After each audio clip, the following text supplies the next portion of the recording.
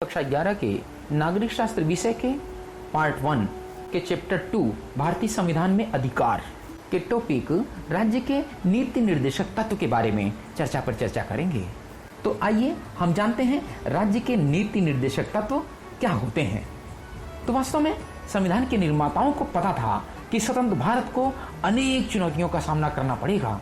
इनमें सभी नागरिकों में समानता लाना और सबका कल्याण करना सबसे बड़ी चुनौती थी। उन लोगों ने यह भी सोचा था कि इन समस्याओं को हल करने के लिए कुछ नीतिगत निर्देश जरूरी हैं, लेकिन इसके साथ ही वे इन नीतियों को भावी सरकारों के लिए बाध्यकारी भी नहीं बनाना चाहते थे। इस प्रकार संविधान में कुछ निर्देशक तत्वों का समावेश तो किया गया, लेकिन उन्हें न्यायालय के माध्यम से लागू करवाने की व्यवस्था नहीं की गई। इसका अर्थ यह हुआ कि यदि सरकार किसी निर्देश को लागू नहीं करती तो हम न्यायालय में जाकर यह मांग नहीं कर सकते कि उसे लागू कराने के लिए न्यायालय सरकार को आदेश दे। इसलिए कहा जाता है कि नीति निर्देशक तत्व वाद योग्य नहीं है। दरअसल संविधान निर्माताओं का मानना था कि इन निर्देशक तत्वों के पीछे जो नैतिक शक्ति है वह सरकार को बाध्य करेगी कि सरकार नीति निर्देशक तत्वों को गंभीरता से ले। इसके अलावा वे ऐसा भी समझते थे कि जनता उन्हें लागू करने की जिम्मेदारी भावी सरकारों पर डालेगी। अतः संविधान में ऐसी नीतियों की एक निर्देशक सूची रखी गई है। निर्देशों की उसी सूची को राज्य के नीति निर्देशक तत्व कहते हैं। अब अगर देखा जाए तो दरअसल में नीति निर्देशक तत्वों की सूची में 3 प्रमुख बातें हैं। नंबर 1, वे लक्ष्य और उद्देश्य जो एक समाज के रूप में हमें स्वीकार करने चाहिए। नंबर 2, वे अधिकार जो नागरिकों को मौलिक अधिकारों के अलावा मिलने चाहिए। और नंबर 3, वे नीतियां जिन्हें सरकार को स्वीकार करना चाहिए।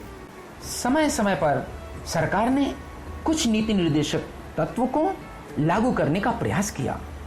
अनेक जमींदारी उन्मूलन कानून, बैंकों का राष्ट्रीयकरण, कई फैक्ट्री अधिनियम, न्यूनतम मजदूरी निर्धारण, कुटीर और लघु उद्योगों को प्रोत्साहन तथा अनुसूचित जाति और अनुसूचित जनजातियों के उन्नयन के लिए आरक्षण आदि इन प्रयासों को दर्शाते हैं। नीति निर्देशक तत्वों को लागू करने के प्रयास में शिक्षा का अधिकार, पूरे देश में पंचायती राज व्यवस्था लागू करना, रोजगार गारंटी योजना के अंतर्गत काम का सीमित अधिकार, स्कूली बच्चों के लिए दोपहर के भोजन की योजना आदि सम्मिलित हैं।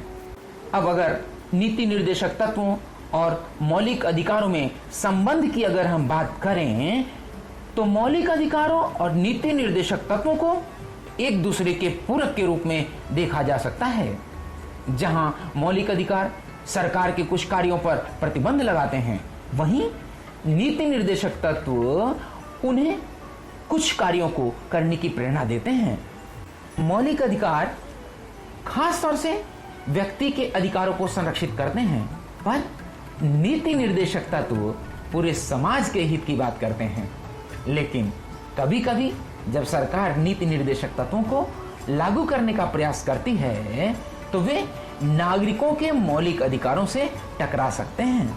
यह समस्या तब पैदा हुई जब सरकार ने जमींदारी उन्मूलन कानून बनाने का फैसला किया। इसका विरोध इस आधार पर किया गया कि उससे संपत्ति के मौलिक अधिकार का हनन होता है। लेकिन यह सोचकर कि सामाजिक आवश्यकताएं वैयक्तिक हित के ऊपर हैं, सरकार ने नीति निर्देशक तत्वों को लागू करने के लिए संविधान का संशोधन किया। इससे एक लंबी कानूनी लड़ाई शुरू हुई। कार्यपालिका और न्यायपालिका ने इस पर परस्पर विरोधी दृष्टिकोण अपनाया। सरकार की मान्यता थी कि नीति निर्देशक तत्वों को लागू करने के लिए मौलिक अधिकारों पर प्रतिबंध लगाए जा सकते हैं। इसके पीछे यह धारणा थी कि लोक कल्याण के मार्ग में अधिकार बाधक है।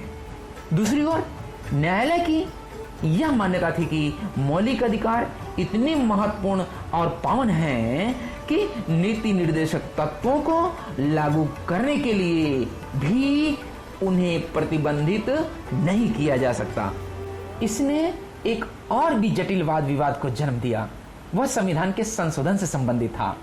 सरकार का मत था कि संसद संविधान के किसी भी अंश या प्रावधान में संशोधन कर सकती है।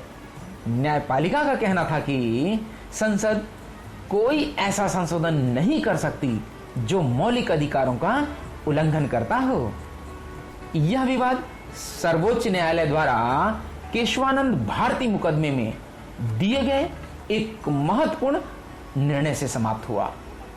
इसमें निर्णय देते हुए न्यायालय ने यह कहा कि संविधान की कुछ मूल ढांचागत विशेषताएं हैं और संसद उनमें कोई परिवर्तन नहीं कर सकती।